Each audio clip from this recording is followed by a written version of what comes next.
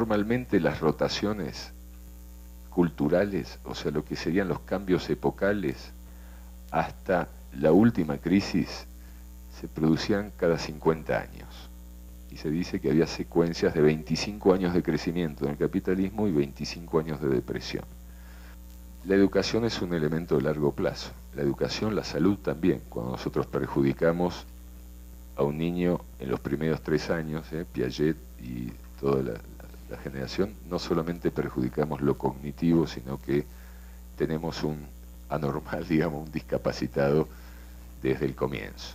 O sea, eso es un problema de alimentación y de nutrición, es un problema de secuela de la crisis más importante que el problema de educación, pero es un problema también de mediano y largo plazo. O sea, los efectos se ven 10 años después o 15 años después, como los cambios de planes educativos. Donde tenemos un problema de salud, un problema de educación y un problema social.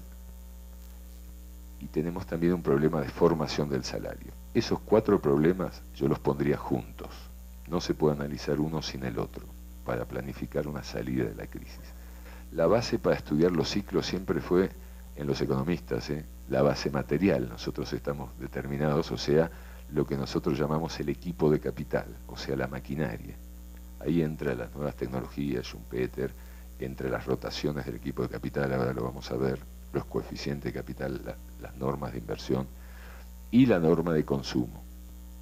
Pero esto, que nosotros estudiamos el vínculo entre el mercado, digamos, con sus leyes y sus determinaciones propias, y el Estado como elemento articulador o regulador, esto también se ha ido modificando. Ahora los ciclos son mucho más rápidos, en algunas situaciones mantienen una lentitud de cerca de 10 años, o sea, rotan en 10 años, pero se han ido acortando con la última crisis, o sea que se crece 3-4 años muy fuerte y después se decrece muy rápido en 2 años, muy violentamente. Y después sigue, o sea, el ciclo de la rotación del equipo de capital es muy violento ahora, yo diría una psicóloga, no yo, es ciclotímico, o sea, juega con muchas variaciones de humor, se dice en el marketing, pero con muchas variaciones de estabilidad emocional. O sea, es muy inestable. Y por el otro lado, eso genera mucha incertidumbre, que es un elemento a tener en cuenta en la educación también, o en la política pública en general.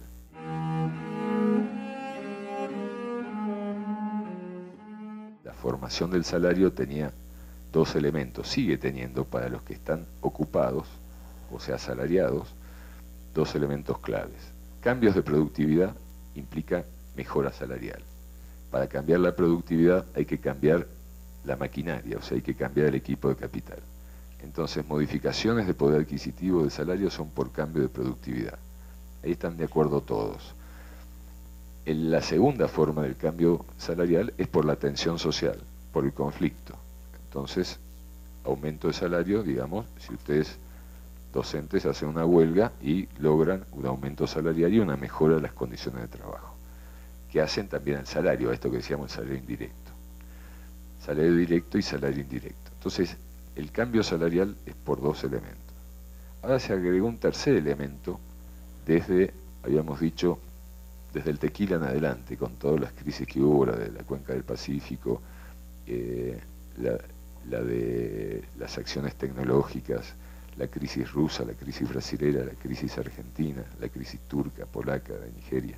Bueno, después de eso, 2001-2002, quedó lo que se llama cronificado, o sea, bloqueado un sector de la sociedad en todos nuestros países, incluso en Estados Unidos, incluso en Europa Occidental, un poco en menor medida en Europa Occidental porque era más resistente el tema de la economía del bienestar y la mezcla entre socialdemocracia y socialcristianismo resistió más el modelo liberal.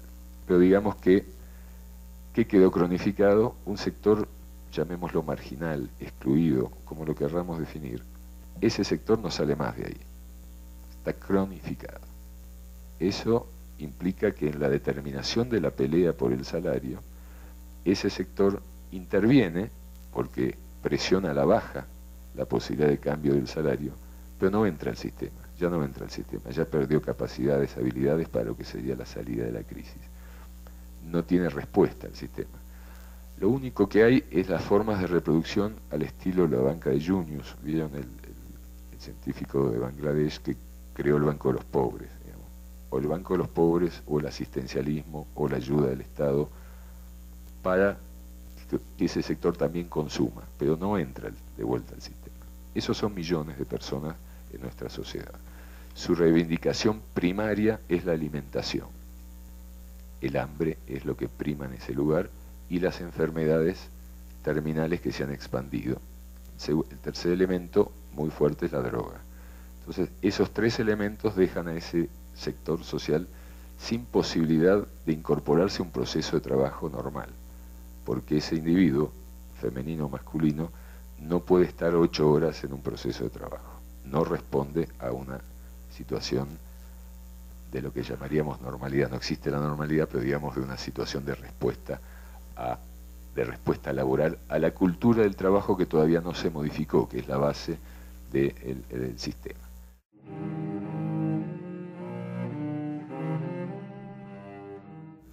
Lo otro es para planificar, ¿no? Yo necesito rotar el equipo de capital por varias situaciones.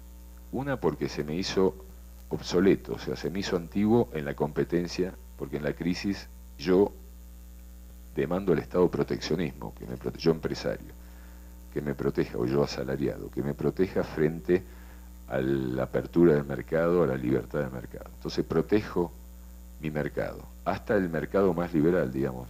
Recuerdan, el discurso de Obama fue Buy American, o sea, vótenme a mí porque yo los protejo en la competencia, en la siderurgia, en la automotriz, en la petroquímica, etcétera, etcétera. O sea, todos los sectores sociales demandan al Estado proteccionismo, que aunque el discurso sea otro a nivel internacional, sea de apertura, libertad de mercado, etc. Eso para salir de la crisis.